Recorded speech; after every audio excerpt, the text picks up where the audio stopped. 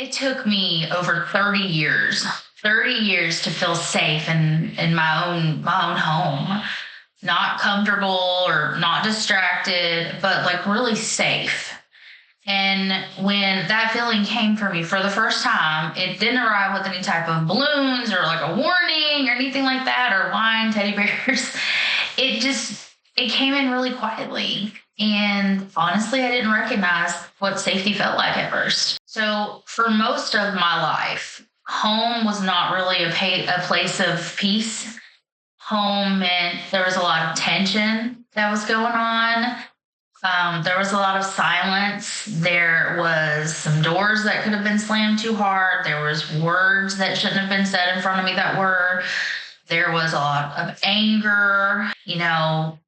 There was walking around the house on eggshells to check people's moods to see what you could say and what you couldn't say. I got used to listening for footsteps or reading people's facial expressions, kind of like scanning rooms for safety because I needed to kind of gauge how everybody was feeling. I learned to hold my breath a lot when I'd walk into a room because I could feel the way other people were feeling or the tension. And that's how I learned how to, I guess, maybe be an empath. I'm not sure there, but I learned how to avoid fighting when I was cooking dinner by just keeping my mouth shut. I learned how to avoid getting abused or going to bed without a pillow being over my face. I learned how to survive at home. That was my home that I grew up in and how I lived for a very long time with my ex-husband. I learned how to survive. I learned how to pretend. And when people say, oh, there's really no place like home, there's no place like home, I truthfully didn't get to understand it because I was always running from home, always running, trying to run away from it, whether that was the childhood home or whether that was a home that I was trying to create with my ex-husband. I always never wanted to be a part of it. I don't think I truly know how unsafe I was until I was out of the situation and all the abuse had stopped and kind of the noise behind it was all gone until I was no longer really sleeping just beside of somebody that was either gonna treat me like I was a burden and try to suffocate me with a pillow until I wasn't, jumping awake in the middle of as I'm trying to fall asleep with fear that something terrible is going to happen to me until I could cook in my kitchen, which is the weirdest thing with just music playing in the background. I didn't understand really what all that safety was because I was constantly in a battlefield, but I do remember the first time that I felt safe, like really, really safe.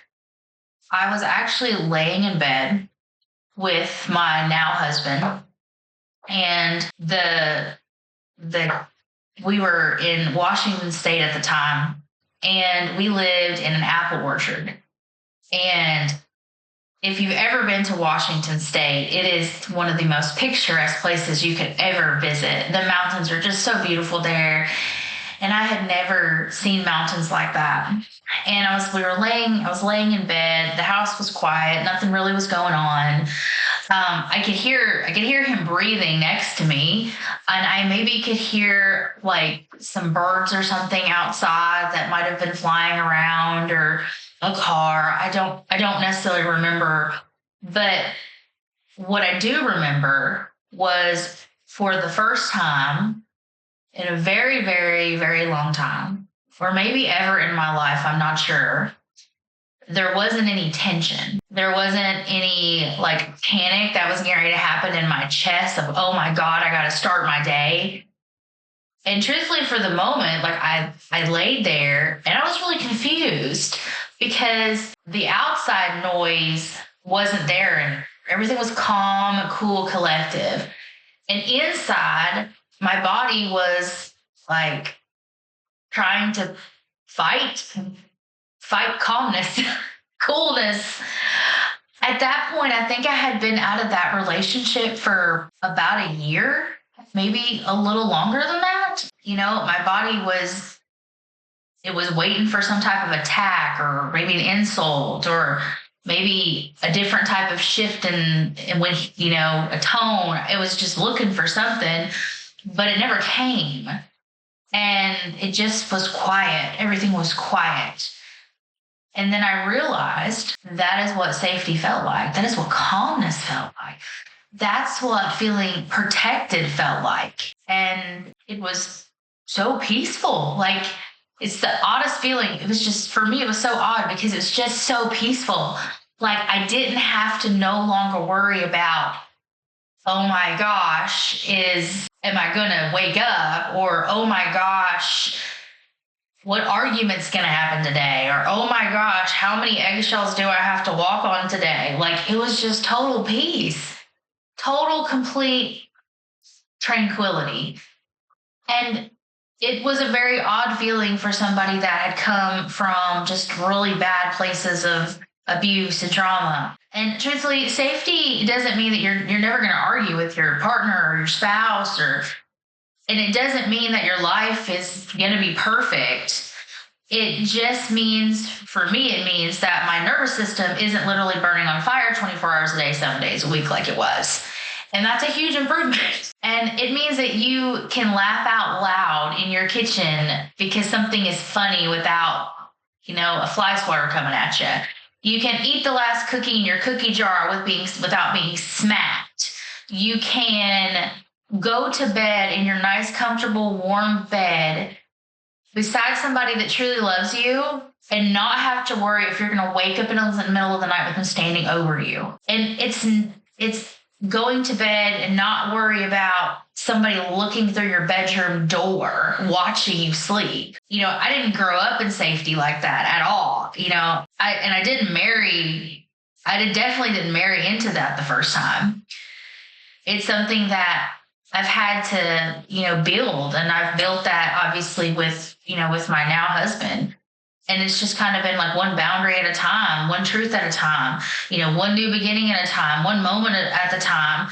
And now when I walk into my home and I see my husband sitting on the couch or him in the kitchen doing a dish, I exhale and I breathe out and I'm like, okay, I'm safe. I'm home. I'm loved. I'm protected. This is a safe space for me.